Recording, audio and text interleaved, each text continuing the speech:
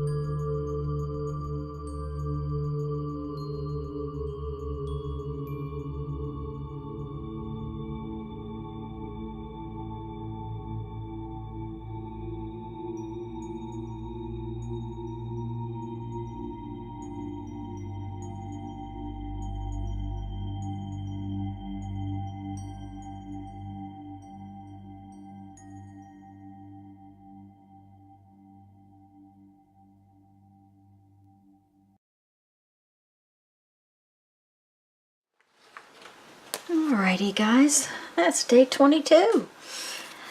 I'm going to read you a quote from my 1001 Ways to Creativity, and then I'm going to go on.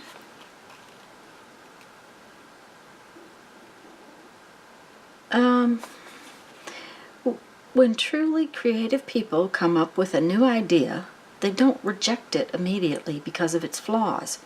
They play with it, looking for strengths and sliding over weaknesses. David Campbell. Okay, guys, have fun. Have a great afternoon. Bye-bye.